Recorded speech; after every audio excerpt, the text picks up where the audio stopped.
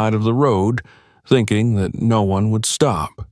But a homeless man approached, bent down, and whispered, "Get up. I won't leave you." What happened next changed their lives forever. Watch until the end. Subscribe and write where you're watching us from. The fluorescent lights of Southridge Medical flickered faintly above the tired eyes of Amara Brooks as she leaned against the nurse's station, her back aching from the weight of the 14-hour shift that refused to end.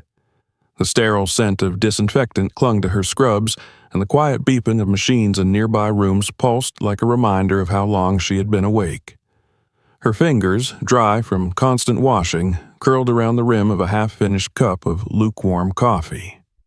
She wasn't sure what hour it was anymore, only that her feet throbbed and her spirit had grown quieter with each passing hour. The hallway was mostly empty now, save for the occasional shuffle of orderlies pushing gurneys and the muffled coughs from behind closed doors. A faint voice crackled through the intercom, announcing something about maintenance in a part of the building she hadn't stepped into in weeks.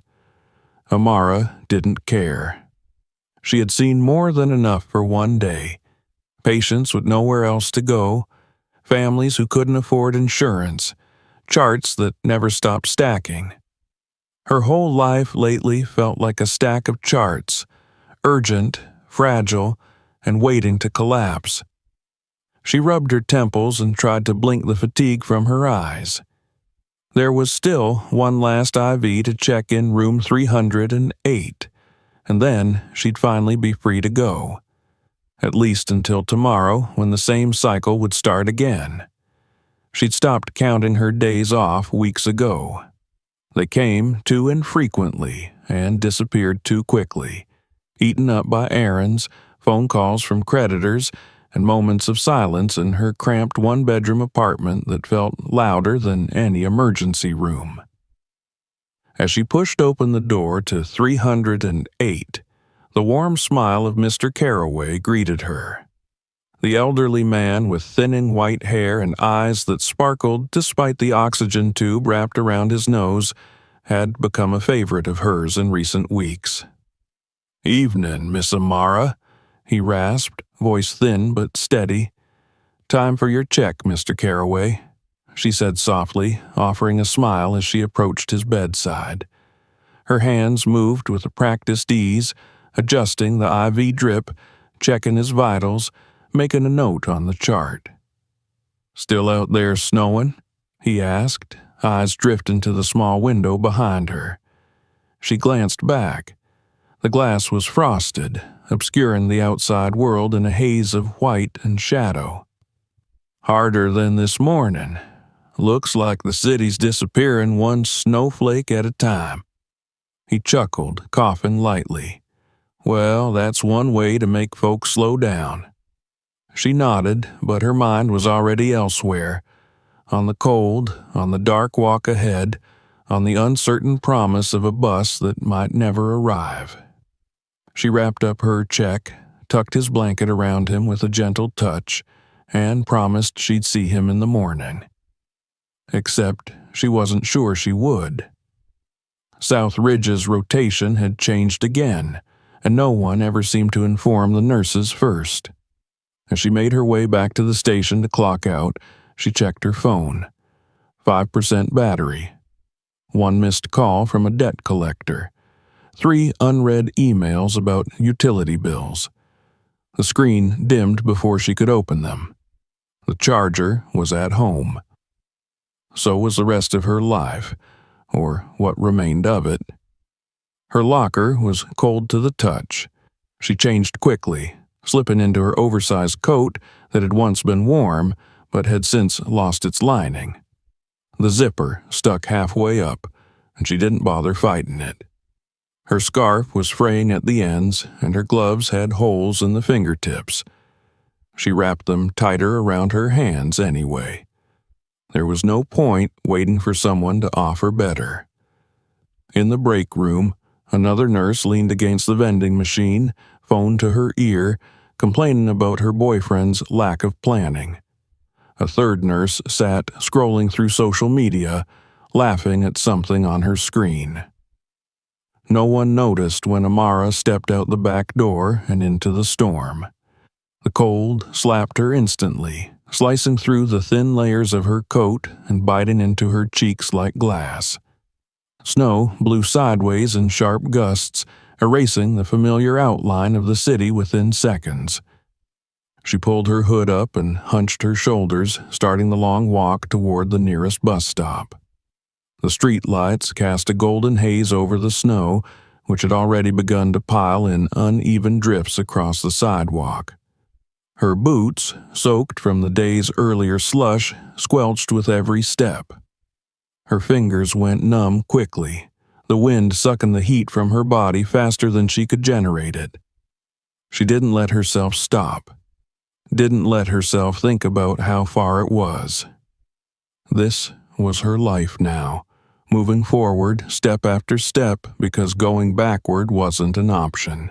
There were no family members to call, no friends with spare couches. She had made her own way through nursing school, paid her rent month by month, and climbed through every hardship with grit and silence. But tonight felt heavier. She passed shuttered storefronts, snow-covered benches, and the skeletal outlines of trees swaying against the wind. A billboard for luxury condos flashed images of smiling families. She didn't look up. The irony had long lost its sting.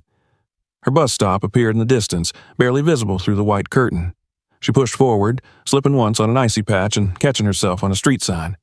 Her breath came in ragged gasps, fogging the air before her. She reached the bench and sat down heavily, hoping, though she knew better, that a bus might still come. Minutes passed. The snow piled on her hood. Her phone finally died. She watched a single car struggle down the road and vanish. The wind howled. Her hands trembled uncontrollably in her lap. She thought of her mother, of her brother, of a life lived in service of others with so little left over for herself.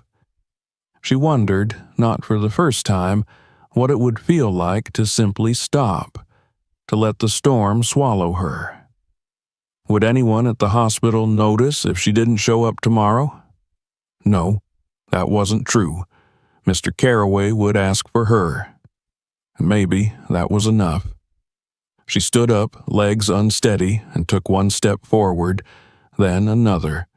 Her vision blurred. Snow seeped into her shoes. Her body was beginning to shut down, warmth abandoning her skin in waves. The last thing she saw was a dim figure in the distance. A man pushing something, wheels squeaking faintly in the snow. A cart? A suitcase? She tried to call out but couldn't find her voice. The world tilted, and then she fell. The cold was no longer biting. It was distant, almost soft. Then came the sound of footsteps, closer, deliberate. A voice low and unfamiliar, but kind, arms lifting her, the sensation of being carried. And then, darkness, warmth. Not enough to burn, but enough to remember what it had once felt like. Somewhere, in the depths of her fading mind, Amara let go, not because she wanted to, but because someone, at last, was holding on. The darkness that embraced Amara after she collapsed on the sidewalk was unlike anything she had ever known. It wasn't the sudden kind that follows a power outage, nor the familiar pull of exhausted sleep after a long shift. This was deeper, insidious. A cold that seemed to seep beyond the body, curling inward toward the soul. Time lost its meaning in that void. There were no beeping monitors, no voices calling her name, no sharp scent of antiseptic to bring her back. Only snow and silence. But somewhere beneath the layers of numbness, a dull awareness stirred, a distant jostling, a murmured voice, something rough against her cheek, the sensation of movement. She wasn't sure if she was dreaming or dying. The boundaries between the two felt blurred. She wanted to open her eyes, to speak, to understand what was happening, but her body no longer obeyed her. So she drifted, untethered, suspended in cold. When consciousness returned, it came in fragments. First, the sound, a soft crackling like paper or old plastic being folded, then the scent, something burnt, not unpleasant, like charred wood and cheap coffee, then warmth, weak, wavering warmth, but real, the kind that drew you toward it like a moth. Her eyes opened slowly, lashes crusted with half-melted snowflakes. The world was dim, lit by a flickering orange glow. A space unfolded around her. Not a hospital, not a home, but some kind of shelter. The ceiling above was unfinished, lined with beams and insulation. Shadows shifted across the walls. Her body ached all over. Her mouth was dry, her fingers stiff with lingering cold. She tried to sit up but faltered, her head swimming. Then a voice, not loud, not harsh, but unmistakably male and unfamiliar. "Take it slow." She turned her head toward the source. A man sat a few feet away, cross-legged near what looked like a portable propane heater. He was older, with graying stubble along his jaw and weathered features that bore the kind of creases earned only by long years and harder choices. His clothes were layered and mismatched, an old army-style parka over a sweatshirt, worn jeans, thick gloves with the fingertips cut off. Next to him sat a battered metal cart filled with neatly stacked belongings covered in tarp and plastic. Despite his ragged appearance, he did not look careless. Every item had a place. Every movement was quiet, deliberate. Amara's gaze moved to her own body. Someone had wrapped a woolen blanket around her, thick and scratchy. Her coat was draped nearby, drying. Her shoes lined up carefully near a small patch of newspaper. Her hands, though still red from the cold, had regained some color. She looked back at the man.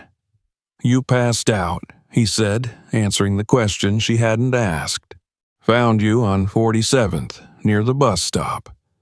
Her lips were too dry to speak. She tried again. Her voice cracked. The man reached to the side and offered her a plastic water bottle. She took it slowly, sipping as much as her throat would allow. The water was lukewarm and metallic, but it was the most welcome taste she'd had in days. "You're lucky I was nearby," he said, not with pride, but with the detached tone of someone stating a fact. "Another hour or two out there, and—" He let the rest hang in the air. Amara took another sip, then rested her head back against the folded sweatshirt serving as a makeshift pillow. Her mind began piecing together the moments before she collapsed. The endless walk, the snow, the pain in her legs, the dizziness, the defeat. She studied the man quietly. There was something about his posture that suggested alertness, but not threat. She had worked with addicts, with psychiatric patients, with trauma victims. She had learned to read people the way others read books. This man wasn't dangerous. Guarded, yes, but not volatile. "Who are you?" she finally asked, her voice still hoarse. "Name's John," he replied. "Used to be an engineer, now—" He shrugged, gesturing vaguely to the room. She glanced around again. The space was part of an abandoned warehouse, one of the hundreds scattered through the forgotten industrial veins of the city. Wooden crates were stacked along one wall, and a torn sleeping bag lay unrolled beside the heater. A few canned goods were neatly arranged on a low shelf fashioned from a broken door. There was even a small radio, though it looked like it hadn't worked in years. "How long have I been here?" "Couple hours. Thought about taking you to a hospital, but the streets are bad, and you didn't have ID." Amara instinctively reached for her coat, her work badge, phone, and wallet gone. Panic surged, but John was quick to calm her. "They're safe," he said, nodding toward a corner where her things lay atop a crate. "Didn't take anything, just wanted to make sure you didn't freeze." She exhaled, a tightness releasing in her chest. She nodded, not yet ready to say thank you. John stood, moved to the heater, and poked the flame with a metal rod, adjusting the angle. Then he poured hot water from a small kettle into a paper cup and held it out to her. It's not much, just instant broth, but it helps. She accepted it, hands trembling slightly as she took a cautious sip. It was salty and thin, but it burned a trail of warmth down her throat. The heat settled in her chest like a second heartbeat. They sat in silence for a while. The wind whistled faintly through the cracks in the boarded windows, and the heater hissed softly in protest. Amara's body slowly thawed. She began to notice things, like the faint smell of mildew, the softness of the floor beneath her, the dull ache in her left shoulder. She glanced at John again. He wasn't watching her, not exactly, but he remained aware of her presence. There was no curiosity in his eyes, no judgment, only something harder to place, a quiet understanding, or maybe a memory. "You said you were an engineer," she said, breaking the silence. He nodded. "Long time ago. Civil, mostly. Worked on hospitals, schools, infrastructure stuff." "What happened?" He chuckled dryly. "Life, choices, a few bad ones, a few unlucky ones, the usual cocktail." Amara wrapped the blanket tighter around her. She didn't press. She knew how stories like his went, knew that some wounds stopped bleeding on the outside but kept opening on the inside. "I'm a nurse," she offered. "I figured." "How?" "You were wearing hospital shoes, and your ID badge was tucked into your sleeve." She hadn't even realized. He was observant. More than that, he was careful, considerate. "I didn't think anyone would stop," she murmured. "Most wouldn't," he replied. She looked at him again. "Why did you?" He didn't answer right away. His eyes flickered toward the flame, then to his hands. "Because I knew what would happen if I didn't," he said quietly. "And I've walked past too many people already." They didn't speak again for some time. The snow outside fell in steady rhythms, covering the world in silence. Inside the warehouse, the heater kept its vigil, casting long shadows on the walls. Eventually, Amara lay back down, the exhaustion pulling her downward once more. But this time it wasn't fear that accompanied her into sleep. It was something else. Something she hadn't felt in weeks, maybe months. Safety. And just before she drifted off, she heard the creak of John settling into his corner of the room, zipping up his sleeping bag, the soft clink of a metal spoon against a can. The kind of domestic sounds no one expects to find in a place like this, but then again, nothing about this night was expected. And sometimes salvation comes in the form of a stranger who has nothing left, except the choice to care. The fire had long since burned down to a soft, pulsing glow, but it still exhaled faint warmth into the warehouse as the storm howled softly against the high walls outside. The snow had not stopped. It piled on every surface beyond the warped glass panes and seeped through tiny cracks like an intruder that refused to be turned away. But inside, in the far corner of the forgotten building, a semblance of shelter had taken shape. It was crude, makeshift, and fragile, yet it held. Amara stirred under the thick blanket that had begun to scratch at her neck, and for a moment she forgot where she was. The air was cold, but no longer biting. Her muscles ached, but not in warning. She blinked slowly, eyes adjusting to the low orange haze given off by the heater that sat a few feet away, its metal body dented and stained with soot. Her breath moved in thin clouds in front of her face. Across from her, John was already awake. He sat cross-legged on the concrete floor, knees tucked near his chest, sipping from a chipped enamel mug. He didn't make a sound, but she could feel his awareness shift toward her as soon as she moved. His gaze didn't carry the unease of someone with something to prove, nor the pity of someone reaching down from a height. It was steadier than either, watchful, present. She pushed herself upright slowly, wrapping the blanket around her shoulders. Her joints resisted with dull stiffness, and the bruises on her side, earned from her fall in the snow, made themselves known with a sharp pulse. "Mornin'," John said, his voice quieter than before, as though unwilling to disturb whatever peace had settled in the night. She nodded. The words didn't come right away. She wasn't ready to say them, not out of ingratitude, but because she hadn't yet named the feelings rising inside her. She had always been the one doing the saving, the one who found strength and motion in serving others. But now, waking in a place built from someone else's scraps and choices, warmed by the effort of a man society no longer saw, she felt disoriented. Not from fear, but from the strange sensation of having been noticed and helped. He poured her a mug of something, instant coffee, she assumed, and slid it across the cracked floor toward her. She took it with a grateful nod and wrapped her fingers around it, savoring the heat more than the taste. It was weak, almost watery, but it was real.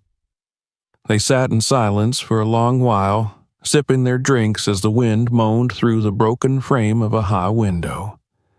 Somewhere outside, tires crunched over ice, too distant to mean anything.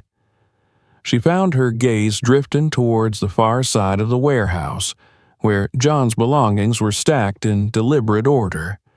2 folded wool blankets, a duffel bag patched with duct tape, a milk crate full of canned goods, a pair of battered boots drying near the heater. The longer she looked, the clearer the patterns became. Nothing was wasted. Nothing scattered. Even the tarp covering his cart was tied with precision. There was discipline here. Structure. A kind of quiet order that reminded her not of chaos, but of someone who once lived by rules and still clung to their remnants. She set the mug down gently beside her and looked over at him. "How long have you been here?" she asked. He didn't turn. "In this place?" "Just a week or 2. Before that, the old train station off Mercer. Then an underpass near the riverway. Before that, I stopped counting." "Do you move a lot?" "I stay where it's safe, where the police don't come too often. Where it's dry, if I'm lucky." She nodded slowly, taking that in. "I've worked with a lot of people on the street," she said. "Back in school, we had a community rotation. I used to hand out Narcan kits under bridges. Talk to people with track marks and lost eyes. Then you've seen more than most, I guess." She looked at her hands. "But even then, I don't think I really saw them. Not like this." John didn't respond right away. He refilled his mug, then leaned back against the wall behind him, stretching his legs out. His socks were clean, she noticed. Worn, but clean. "There's a line," he said finally, "between sympathy and understanding. One's easy to feel. The other takes time.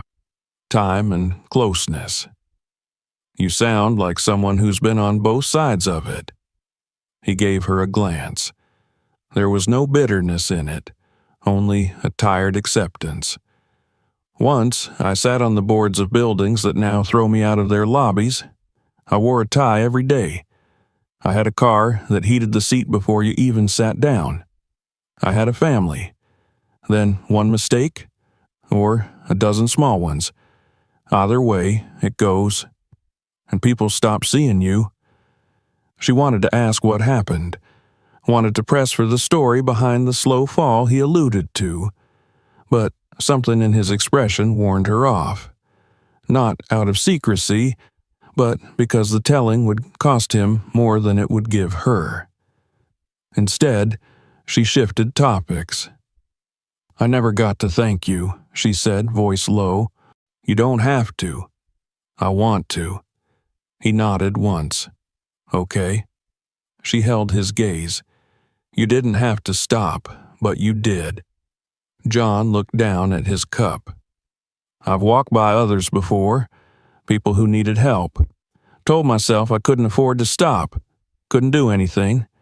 That night, I don't know, I saw you and something said, 'Don't walk past this one.' So I didn't." Amara exhaled slowly. She was used to people justifying their inaction. This was something else. A man just admitting he'd made different choices before and chose better this time. "You're not what I expected," she said after a moment. "Most people expect something else. No, I mean, you carry yourself like someone who's still got a plan." John laughed, a dry, rasping sound that echoed faintly off the walls. "A plan? No. A rhythm, maybe. You survive long enough out here, you learn patterns. When the trash gets collected, when it's safe to ask for food, what buildings leave their side doors unlocked. It's not planning, it's listening." Amara smiled faintly. "Maybe that's why you found me. You were listening." He looked at her then, longer this time. "Maybe." Later, she stood and stretched, wincing as the bruises from her fall protested. He noticed but didn't comment. Instead, he moved toward one of the crates and pulled out a jar of peanut butter, a box of crackers, and 2 plastic spoons. Breakfast. They ate, sitting side by side on the floor, saying little. She told him about her job, how her hospital was overbooked, understaffed, how she'd seen 3 nurses quit in the last month alone. She didn't tell him how her rent was overdue, or that her power had been shut off for 2 days the previous week. Some truths still felt too raw. In return, John told her about the best public bathrooms in the city, the places where you could still get coffee refills for under $1, and how to use certain fire exits to avoid sleeping on concrete. His stories were filled with a quiet, resigned humor, observations made not to shock, but to survive. By midday, the snow had begun to ease. The warehouse grew brighter as gray light filtered in through the gaps in the ceiling. Amara stood by the window, watching a pigeon stagger through a drift. "I should go," she said. "You could stay until the snow clears," John offered. She hesitated. Her body wanted to rest, but her mind was already calculating how far to the nearest bus route, how late she would be if she didn't start walking now, how many calls from her landlord she might have missed. She turned back to him. "I won't forget this," she said. John nodded. "I wouldn't expect you to." She gathered her things slowly. He handed her a scarf she hadn't realized had slipped from her coat. Their fingers brushed briefly, and he stepped back. At the door, she paused. If you ever need help, I can—" He shook his head. "Don't worry about me." But she did. She looked down, then reached into her bag and pulled out her hospital ID. On the back, she wrote her phone number with a pen she'd nearly forgotten she carried. She held it out to him. "Just in case," she said. He didn't take it at first. Then, slowly, he accepted it and tucked it into the front pocket of his jacket. They didn't hug. They didn't shake hands. There were no promises or exchanges of future plans, only a shared moment, a recognition. And then she stepped into the snow. It was softer now, gentler underfoot. The wind had calmed. The world, for the first time in what felt like weeks, seemed still. Behind her, the warehouse stood silent, hidden in plain sight. Inside it, a man with nothing had offered her everything he had. And outside, a woman who gave everything to everyone else had, for once, been given something in return. The sky had shifted by the time Amara reached the edge of her neighborhood. The gray light had turned pale, the way it does after a long storm, neither day nor night, just a hesitant in-between. Snow clung to street lamps and rooftops like frosting, and the roads were blanketed in heavy silence. Her legs ached, her hands were raw even inside her gloves, and the sting of returning to the familiar world felt sharper than she'd expected. She passed the corner laundromat, its lights off behind frostbitten glass, and the little diner that had long ago stopped serving anything after dark. Her apartment complex came into view like a memory she wasn't quite ready to revisit. Inside, the hallway was quiet, save for the buzz of a flickering ceiling light. She trudged up the stairs, each step echoing louder than the last. Her key stuck in the lock, and when the door finally opened, she was greeted not by comfort, but by stillness. The kind of stillness that follows people like a shadow when they live alone for too long. The heat had kicked off again. She could see her breath in the air. The radiator by the window hissed in protest but gave off nothing. She dropped her coat on the floor, pulled off her soaked boots, and stood for a moment in the middle of the room, unsure of what to do first. The apartment was small. One room that doubled as a kitchen and living space, a narrow hallway leading to a bedroom with barely enough room for a bed, and a bathroom that never quite warmed up in winter. The light above her buzzed, flickered once, then steadied. She plugged in her phone, not because she wanted to speak to anyone, but because she needed to know what she'd missed. It blinked to life, stuttering between notifications. 3 missed calls from the hospital, likely about a shift change. 1 message from the landlord, terse and impatient. A few promotional emails from stores she hadn't visited in months, nothing from anyone who mattered. She went to the bathroom, turned on the hot water, and watched it sputter for a minute before a weak stream began to trickle out. She washed her hands, splashed her face, and stood staring at herself in the mirror. Her eyes looked darker than usual. Her cheeks were hollow, skin stretched too tight over tired bones. Her reflection felt distant, like a version of herself she couldn't quite place. After changing into dry clothes and microwaving the last can of soup from the back of her pantry, she sat on the edge of her bed, cradling the bowl in her hands. The heat from the ceramic seeped into her palms, and for a while, she just stared at it, not yet ready to eat. Her mind wandered back to the warehouse, to the soft hush of John's voice, to the way he had looked at her, not as a patient, not as a stranger, but as someone simply present. She didn't know what it was about him that stayed with her. Maybe it was the way he moved, deliberate, unhurried, as if nothing could surprise him anymore. Maybe it was the way he had spoken to her with no agenda, no probing, no pretense. Or maybe it was just the fact that he had been there when no one else was. She thought of the cold, the snow, the sharp edge of despair she had been teetering on. If he hadn't appeared when he had. She didn't finish the thought. She didn't need to. The days that followed returned to routine, but something had shifted. She showed up for work, took her patients' vitals, handed out medications, and filed reports. She smiled when expected, nodded when needed, and kept moving forward. But underneath it all was a quiet hum, a thread of memory she could not cut loose. Every time she walked past the bus stop where she'd collapsed, she felt her breath catch just for a moment. Every time she heard the wind howl outside the hospital's windows, she remembered the warmth of a stranger's blanket and the sound of metal clicking softly near a propane heater. A week after the storm, she found herself lingering by the public library during her lunch break, glancing across the street at a boarded-up warehouse half covered in snow. She didn't know if it was the same one. maybe it didn't matter.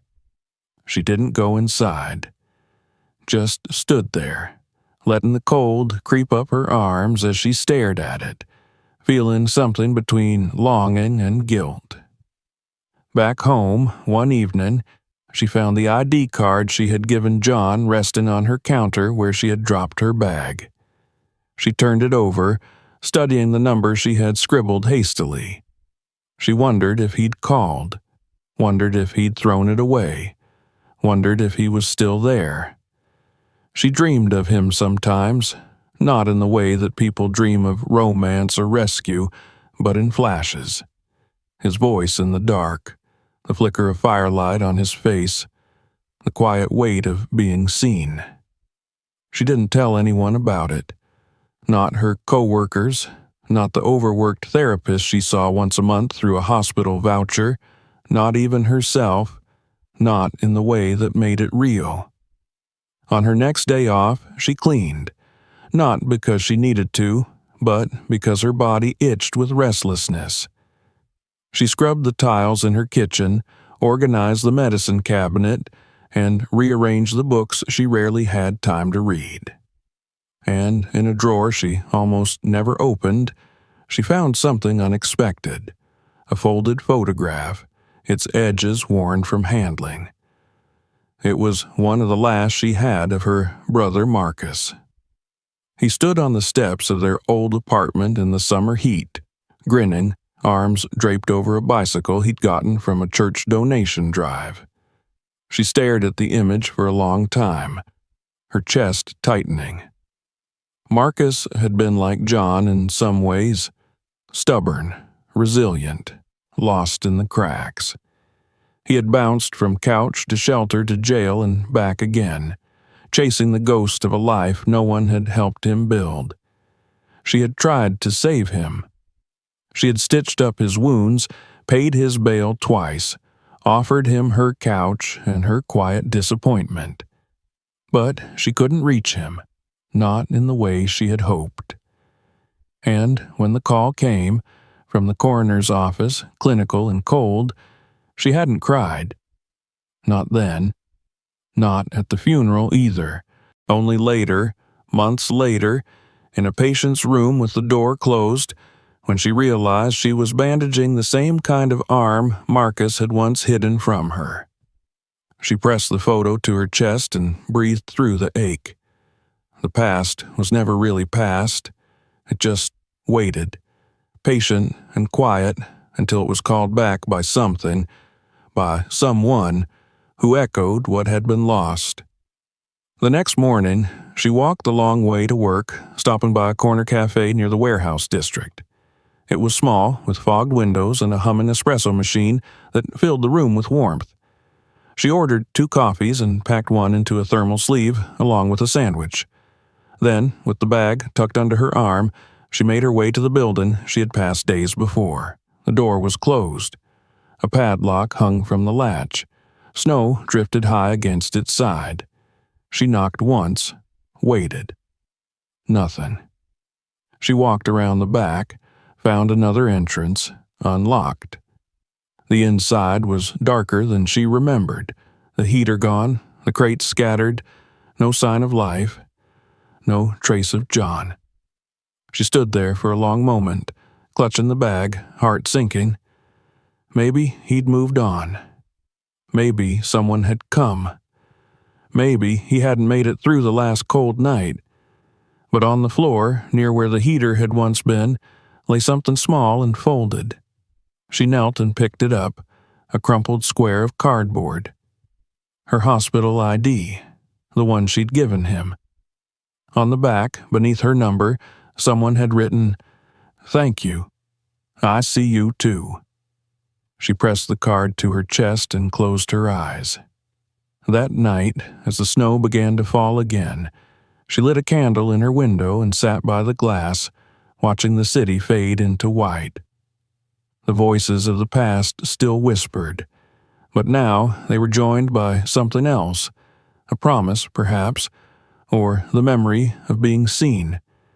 And that was enough to keep her warm. The city was never truly quiet, not even under a heavy blanket of snow, but that morning it came close. Amara stepped out of her apartment and into a world transformed. The snow had stopped sometime before dawn, leaving behind a hush so complete it seemed sacred. The streets were still mostly empty, save for the occasional plow grumbling in the distance, or the crunch of boots from someone trying to salvage the rhythm of routine. Trees stood draped in white, cars disappeared under rounded hills of ice, and the breath of the city came slow and shallow, as if recovering from something too vast to name. She moved carefully along the sidewalk, her bag slung over her shoulder, her scarf wrapped tight beneath her chin. The wind had softened, no longer biting but still sharp at the edges. As she walked, she thought of the warehouse again, not just the space or the firelight, but the feeling it had wrapped around her. Safety without condition, warmth without question. She thought of John, of his silence, his presence, and the way he had accepted her arrival and departure as naturally as breath. A part of her had wanted him to call. She had checked her phone more than once, caught herself glancing at the screen during slow shifts and bus rides home, half expecting a message that never came. But he hadn't reached out. Not after the note, not since. She told herself not to be disappointed. People like John weren't built for rescue stories. They didn't reappear with declarations or dramatic returns. They lived in the quiet, and when the world shifted again, they moved on. That was how they survived. Still, she couldn't stop looking. At the clinic, she moved through the morning like always, checking charts, greeting patients, dealing with a burst pipe in the lower exam room that had flooded the floor. She trained a new hire, a 22-year-old nursing student with more questions than experience, and a bright-eyed faith in the system Amara no longer shared. By lunchtime, she was already exhausted. But instead of heading to the cafeteria, she slipped on her coat and left through the side door. She carried another bag of food, coffee, a sandwich, a thermos of soup. She walked to the warehouse again, not because she expected to find anything different, but because something inside her needed to keep showing up. It was still empty. The crates were gone. The floor had been swept by weather or hands, she couldn't tell which. The only trace of him was the memory she carried. She stood in the center of the room and closed her eyes, letting the cold press around her like a question without answer. Then she left the food behind, placed carefully beside the wall where the heater had once sat, and walked back to work without looking back. That night, she dreamed again. This time, it was her brother. He stood at the foot of her bed, wearing the jacket he had stolen from her closet when he was 17, smiling that crooked, infuriating smile. He didn't speak. He never did in these dreams. He just looked at her, something soft in his eyes, and then turned, walking away into snow that fell upward like smoke. She woke with tears drying on her cheek. The next week passed in fragments. Early mornings, long nights, a growing ache behind her ribs she couldn't name. She worked overtime. She trained volunteers. She filed paperwork with tired fingers and smiled through check-ins with patients who could barely meet her gaze. And all the while, she kept returning to the warehouse. It never changed. One afternoon, after a double shift, she sat on the curb near the corner coffee shop and let her hands thaw around a paper cup. The sky had begun to darken early again, and the streetlights flickered to life like tired ghosts. A few blocks away, she heard sirens, a world still turning. She didn't hear him approach. He never did make much sound. When she looked up, he was just there. John stood a few feet away, his hands in the pockets of a different coat. Clean, too large at the shoulders, but newer. His boots looked unfamiliar, and his face was smoother, shaved. There was a bag slung across his back, the kind handed out by transitional shelters or outreach programs. He looked like the same man, and yet he didn't. Something had shifted in the lines of his posture, in the set of his mouth. He looked lighter. Amara stood, nearly knocking her coffee over. He said nothing at first, then nodded once. "I saw your note." She wanted to speak, but her mouth felt suddenly clumsy. She swallowed hard. "I wasn't sure you'd come back," she said. "I wasn't sure either." They stood there for a moment, neither one quite stepping closer. The wind picked up, brushing past them, tugging gently at her scarf. "Do you want to sit?" she asked, gesturing toward the bench nearby. He nodded again. They moved together in silence, settling on the weathered wood as if it were the most natural thing in the world. For several minutes they didn't speak. Then he said, "I took a bed at the Grace Shelter on East 35th, just for a few nights." "That's good," she said, trying to keep her voice even. "They've got a work program. I signed up, construction cleanup. Low pay, but it's work." She turned toward him, eyes searching his face. "Why now?" He was quiet for a while, then, "Because someone reminded me that I wasn't invisible." She felt her throat tighten. "I'm not trying to be a project," he added quickly. "I don't want to be something for you to fix. I know what that does to people." "I don't think you need fixing," she said. He gave a small smile. That's the first time someone said that in a long while. They sat there as the sky darkened, the street lamp above casting a soft circle of gold around their feet. "I kept coming back," she confessed. "I know. You were watching. Once or twice. I wanted to see if you meant it. The number, the food, the note. I did." "I know," he said again, and there was no doubt in his voice now. She studied him. There were still lines of wear in his face, still the weight of years lived on the edge. But now there was something else too. A quiet steadiness. Not hope exactly, but a willingness to try. "Do you have a place to go tonight?" she asked. He hesitated, then nodded. "The shelter gave me a voucher for a cot. They're full up, but they let me trade shifts for a spot." She didn't push. She simply stood, and he followed. As they walked, they didn't speak of the past, not of how they met, not of what had come before.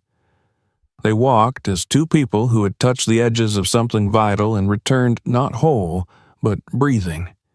At the shelter, she stopped at the steps. "I'm glad you came back," she said. He looked up at the building, then at her. "So am I." He turned to go, then paused.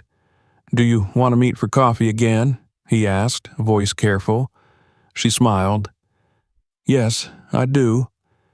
He nodded, then walked inside. She stood on the sidewalk a little longer, watching the door close behind him, before turning and making her way home. That night, as she turned the key in her apartment door and stepped into the warmth, she felt something she hadn't in a long time. Not joy, not peace, but connection. And in a world that so often left people behind, that was enough. For now. The days that followed moved in slow, deliberate beats, like the ticking of a distant clock muffled by a snowfall. Life did not change suddenly, nor did Amara expect it to. The city remained what it had always been, gray in the morning, louder in the evenings, full of faces that rarely lingered long enough to remember. But beneath the surface of her daily routine, something had shifted, subtle and persistent, like the ground beginning to thaw beneath layers of ice. She no longer felt the same hollow weight as she entered the hospital each morning. The exhaustion was still there, inevitable and inescapable, but it no longer came with the same sting of invisibility. Her steps, though tired, held a trace of anticipation, and her eyes began scanning places and faces not just with a practiced efficiency, but with hope. She didn't always find him. In fact, for several days after their meeting outside the shelter, John didn't appear at all. She told herself not to expect him, not to cling to some fragile thread of meaning in their brief connection. People like him weren't always ready. People like her didn't always know how to wait without carrying the burden alone. But then he came. It was a Thursday, just after sunset, and she had finished a brutal shift in the ER.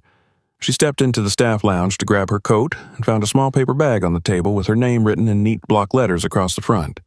Inside was a coffee thermos, still warm, and a note scribbled in pencil on the back of a bus schedule. "You look tired.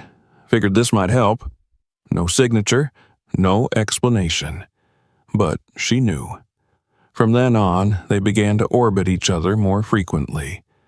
She would sometimes see him in the hallway of the clinic, helping janitorial staff carry supplies or mopping a spill in the waiting area. Once, she caught him fixing the handle on a storage room door, his hands moving with the quiet precision of someone who had built things that mattered long ago. He never made himself the center of attention. Most of the staff assumed he was part of the transitional work program. Only Amara knew how fragile the thread was that tethered him there.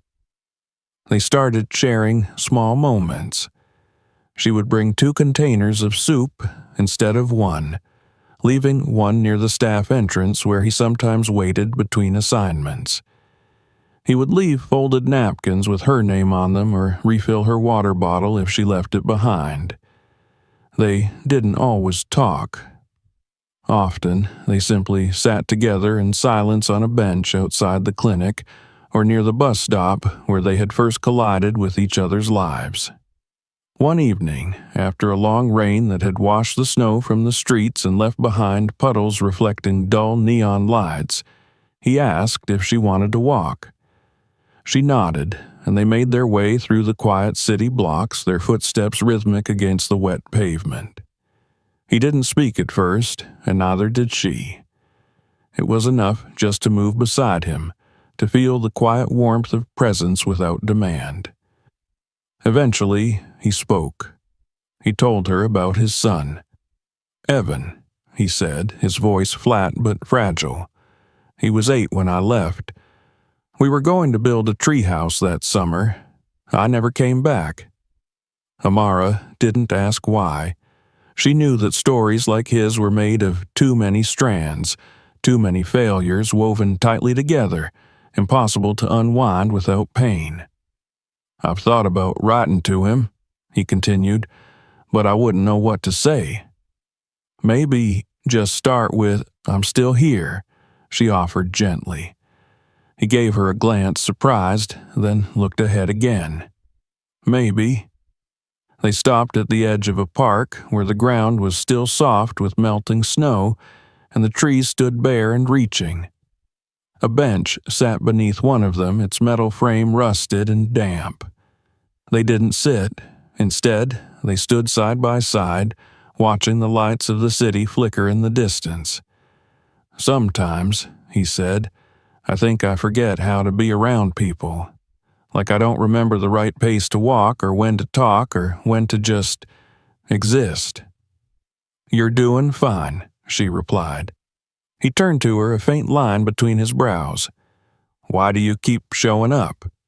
She hesitated, then looked him in the eye. "Because you did." He didn't answer. But in the silence that followed, she felt something unfold. Something soft and uncertain, like the petals of a flower pushed too early into bloom by a stubborn sun. That night, as she unlocked her apartment and stepped inside, she noticed the smell of her apartment had changed. It still carried the scent of old books and reheated meals, but now there was something else. Something like cedar, or dust warmed by firelight. A memory carried home on her skin. The weeks passed. One day, she saw him talking to the shelter director with a posture she hadn't seen in him before. Upright, shoulders squared, as if his spine had remembered the shape of purpose. Another time, she found a copy of a repair guide in the staff lounge, her name scrawled in pencil on the cover. "In case you ever need to fix something," the note inside read. She smiled at it for longer than she meant to, and still they didn't label what they were doing. There was no romantic gesture, no confessions, no touch held longer than a glance. But the care was constant, steady. She began to fold his name into her day without realizing it, began to expect his quiet presence like a heartbeat. Then came the day he didn't show up. She waited by the back door of the clinic for half an hour after her shift, soup cooling in her bag. The following day, she asked the shelter director if he had checked in. The woman looked uncomfortable, then shook her head. He left 2 days ago, said he had something to figure out. Amara felt the air rush out of her lungs. She nodded, pretending she understood. For the next several days, she moved through her work in a fog. She checked the warehouse. She asked around. Nothing. It was as if the city had swallowed him again. And then, on a Thursday afternoon, heavy with gray skies and slush-streaked sidewalks, she found a letter in her locker. There was no envelope, just a folded sheet of notebook paper with her name written in the same block letters. She unfolded it slowly, her hands trembling. "I didn't mean to disappear. I just needed to know if I could keep standing on my own. You gave me more than warmth, more than soup, more than kindness. You gave me a reason to try again. I'm not going far. I'll still be around. I'm just learning how to walk without leaning too hard. I hope you understand." There was no signature. He didn't need one. She sat down on the bench outside the hospital and stared at the letter until her eyes blurred. Later that night, she stood by her window, watching the city move below her. The snow had begun again, light this time, soft, falling like ash from an unseen fire. She pressed her palm to the glass and let herself miss him, not with desperation, but with gratitude. The next morning, as she walked through the hospital doors, her coat flaring slightly in the wind, she saw something taped to the staff bulletin board. A flyer for a community rebuild project. A call for volunteers to help renovate a neglected park shelter in the North District. She scanned the list of names. One stood out near the bottom, printed in firm pencil strokes. John M. She smiled, not because it made everything okay, or because it promised more, but because it meant he was still here, still walking, still leaving a trace in the snow. The final snow of the season came late, creeping over the city without fanfare, dusting rooftops and sidewalks in a thin veil that melted almost as quickly as it landed. By morning, only remnants remained, small clumps clinging to the edges of benches, the crooked grooves of curbs, the crevices between bricks where sunlight hadn't reached. It was the kind of snow that didn't demand attention, that fell gently enough to be forgotten, if not for the way it softened sound and held the air in suspension, as though time itself had paused to take a breath. Amara stepped outside with her hands buried deep in her coat pockets, her bag slung over her shoulder, and her heart thrumming with a nervousness she couldn't name. The flyer still hung on the bulletin board at the clinic, its edges now curled and stained, but the list of names intact. John M. remained where she had last seen it. She hadn't gone to the site yet. She had walked past it once, from across the street, watching people in work gloves and boots carry boards and buckets into what had once been a forgotten park shelter. She hadn't seen him, but she hadn't stayed long enough to be sure. Today, she was ready. The streets were quieter than usual, muffled by weather and early hour. She walked with purpose, but not haste, letting her feet carry her forward even as her thoughts pulled in every direction. It had been over a month since his letter. A month of glimpses, his name on a clipboard, a half-finished thermos with a familiar smell left near the entrance of the staff lounge, a folded blanket left in the donation bin with the tag removed but stitched with careful hands. No meeting, no voice, just traces. She had tried to let go, told herself that what they shared was fleeting, that some people entered your life to remind you of what mattered and then disappeared like snow. But something about the way he lingered, in the corners of places, in the silence between thoughts, refused to fade. The park came into view slowly, the path narrowing as it wound past leafless trees and broken fence posts now half repaired. The building itself sat at the far end, squat and square, with peeling paint half sanded and a new roof in progress. A group of volunteers huddled near the entrance, loading planks onto a dolly. She scanned their faces as she approached, her heart climbing higher with each step. And then she saw him. He stood to the side, clipboard in hand, one foot resting on a low stone, his brow furrowed as he reviewed a stack of papers. He wore jeans and a dark sweatshirt beneath a work vest, his hair a little longer than she remembered, but clean, his posture straighter. There was a line of exhaustion under his eyes, but the weariness that had once seemed carved into him had softened. He looked like someone who had remembered how to belong. She stopped a few feet away, uncertain if he'd noticed her, unsure whether to speak or wait. But before she could decide, he looked up. For a moment, they only stared at each other. The wind stirred between them, lifting a few strands of her hair and sending a loose leaf skittering across the pavement. Then, slowly, John smiled.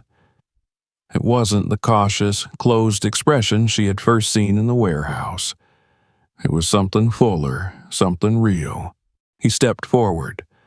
"I was starting to think you weren't coming," he said. "I was waiting," she replied, then paused. "I wasn't sure if you wanted me to." "I did." His voice was steady. "I just didn't want to ask. Not before I had something to show you." She looked around. The half-repaired roof, the cleaned-up grounds, the boxes of supplies lined neatly along the edge of the path. There were even flower pots waiting to be planted, their soil still untouched but ready. "You helped do all this?" He shrugged lightly. "A little every day. Someone gave me a chance. I figured I'd better make it worth something." She stepped closer. "You did." He nodded, looking down for a moment, then back up. "I thought about calling you a dozen times. I had your number memorized, still do." "So, why didn't you?" "Because I was afraid that if I called before I had something to offer, you'd see me as someone still trying to be rescued." She frowned gently. "John, I know," he interrupted, his tone soft but firm. "You never treated me that way. That's why I had to come to you different." She let the silence stretch for a moment, then reached into her pocket and pulled out a small paper-wrapped package. Inside was a mug, a simple one, pale blue with a crack near the handle that had been carefully sealed. "I found this in the back of a cabinet last week," she said. "It's old, but I couldn't bring myself to throw it out." He took it in his hands, studied the repair, and nodded. "It's still good." "So are you," she replied.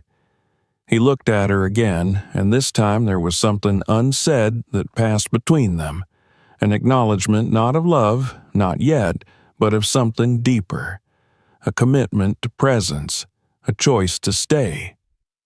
They spent the rest of the morning working side by side. He showed her how to secure the brackets for a new bench. She taught him how to lift properly to protect his back. They didn't talk about what they were building, but the rhythm between them filled in the spaces. Occasionally, their hands brushed. Once, she caught him watching her from across the lot, his eyes warm and full of a wonder he didn't try to hide. By early afternoon, the wind had picked up, and the last of the volunteers began packing tools away. She followed him around the corner of the building where the light fell softer and the noise of the street faded behind them. "I don't know what comes next," he said, leaning against the wall, arms crossed loosely. "I still have things to figure out. Still have nights where I want to vanish again." "So do I," she said honestly. "But I want to try," he added, "to be someone who stays." She reached for his hand then, her fingers wrapping gently around his. His grip was firm, grounded. He didn't pull her close. He didn't make promises with flowers or poems, but he didn't let go. They stood like that for a long time, the city humming quietly beyond them, the wind brushing past their faces, the ground beneath them no longer frozen but softening. Later, as they walked together toward the bus stop, not the one where they had first met, but another, equally ordinary, he glanced down at her. "You ever think about that night?" "All the time." "Think it was luck?" She considered. "No, I think it was grace." He nodded slowly. "I think it was snow." She smiled. "Beneath it, I found something I didn't know I was missing." He squeezed her hand once. "That makes two of us." And as they stood there, waiting for a bus that might or might not arrive on time, neither of them cared. Because in a world where people were so often left behind, they had found each other. And that was enough to begin again. If this story moved you, don't forget to subscribe for more powerful narratives like this one. Watch our next video for another unforgettable journey, and be sure to share